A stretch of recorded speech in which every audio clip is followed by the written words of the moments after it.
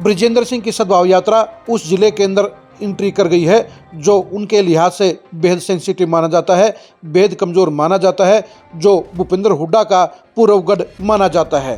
पूर्वगढ़ इसलिए कह रहे हैं क्योंकि 2024 के विधानसभा चुनाव में कांग्रेस इस जिले की 6 में से 5 सीटें हार गई और अब इस जिले में बृजेंद्र सिंह की सद्भाव यात्रा को असरदार रिस्पॉन्स मिला है। नमस्कार, मैं हूं कुलदीप चौरान। आज हम खरी खरी न्यूज़ में चर्चा करेंगे बृजेंद्र सिंह की सद्भाव यात्रा की, सोनीपत जिले के एंट्री की, रिस्पॉन्स की और इम्पैक्ट की।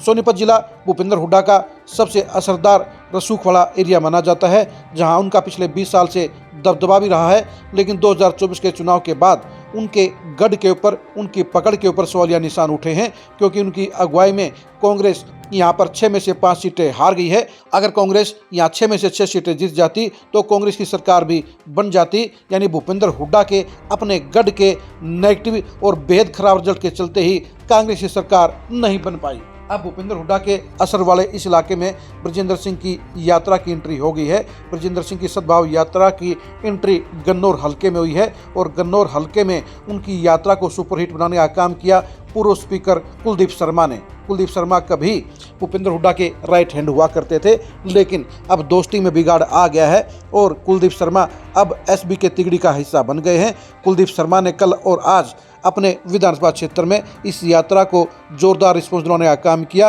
उनकी पूरी की पूरी टीम और उनके साथी इस यात्रा में पूरे जोश के साथ चले, पूरे करंट के साथ चले। लेकिन 2 दिन के अंदर जो सबसे ज़्यादा जो देखने वाली बात थी वो थी जाट वोटरों का, जाट समुदाय का रिस्पॉन्स।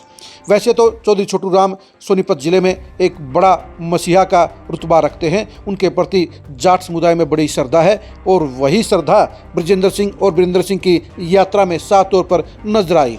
बेशक से भूपेंद्र हुड्डा की वीटो पावर के चलते यहाँ पर वीरेंद्र सिंह और बृजेंद्र सिंह को ज़्यादा कुछ करने का, ज़्यादा कैडर बनाने का मौका नहीं मिला है। लेकिन 2 दिन में साफ तौर पर नजर आया है कि आज की तारीख में जाट समुदाय सिर्फ भूपेंद्र हुड्डा के साथ नहीं जुड़ा है, बल्कि वो दूसरे जाट नेताओं के साथ भी टच में है। और बृजेंद्र सिंह की यात्रा में जिस तरह से जाटों वाले बहुलता के गाँव में उनको पॉजिटिव रिस्पॉन्स मिला है, वो साफ तौर पर इस बात का संकेत दे गया है कि जाट समुदाय अब आँख बंद करके भूपेंद्र हुड्डा और दीपेंद्र हुड्डा पर विश्वास नहीं करेगा, बल्कि वो दूसरे नेताओं के ऊपर भी भरोसा कर सकता है, उनके साथ भी चल सकता है, चाहे वो बृजेंद्र सिंह हो, चाहे वो अभय सिंह चौटाला हो। यानी जो एक छत्र पकड़ भूपेंद्र हुड्डा की पिछले 20 साल में यहाँ बनी हुई थी, उसके अंदर दरार आ गई है। और 2024 के चुनाव में 5 सीटें हारने के बाद भूपेंद्र हुड्डा और दीपेंद्र हुड्डा की पकड़ के ऊपर भी सवालिया निशान लग गया है। बृजेंद्र सिंह अगले 6 दिन तक सोनीपत जिले में रहेंगे और सोनीपत जिले के अंदर उनका ये सद्भाव यात्रा का कार्यक्रम ये तय करेगा, ये संकेत देगा, ये साबित करेगा कि यहाँ पर माहौल कैसा है, यहाँ पर बदलाव कैसा हो रहा है। और उसके हिसाब से ही 2029 के लिए यहाँ से एक तस्वीर बनने का काम आगे बढ़ेगा। बृजेंद्र सिंह को सुनने के लिए भारी संख्या में लोग हर गांव में नजर आए, जो साफ तौर पर इस बात का संकेत है कि वीरेंद्र सिंह और बृजेंद्र सिंह के लिए इस इलाके में पॉजिटिविटी है और भूपेंद्र हुड्डा के दायरे से निकलकर अब जाट समुदाय के लोग बाहर निकल रहे हैं। सिर्फ जाट समुदाय नहीं, बल्कि 36 बिरादरी के लोग बृजेंद्र सिंह की यात्रा में नजर आए, जो कांग्रेस के लिए एक बेहतर बात कही जा सकती है, जो बृजेंद्र सिंह और वीरेंद्र सिंह के लिए बेहतर बात कही जा सकती है, जो एसबी के तिगड़ी के लिए भी बेहतर बात कही जा सकती है। यानी कांग्रेस को अगर मजबूत होना है तो उसके सभी नेताओं को मिलकर काम करना होगा। और बृजेंद्र सिंह की यात्रा में बेशक से हुड्डा खेमे के नेता नहीं आए हैं, लेकिन इस यात्रा को सोनीपत जिले में पॉजिटिव रिस्पॉन्स मिलना, जहां कुलदीप शर्मा की सफलता कही जाएगी, वहीं पर कांग्रेस के लिए भी एक नएपन की बात कही जाएगी। सद्भाव यात्रा को सोनीपत जिले में पॉजिटिव रिस्पॉन्स मिलना कांग्रेस के लिए भी फायदा कहा जाएगा। आप सोनीपत जिले में भूपेंद्र हुड्डा और दीपेंद्र हुड्डा का भविष्य कैसा देखते हैं, कमेंट करके जरूर बताइए।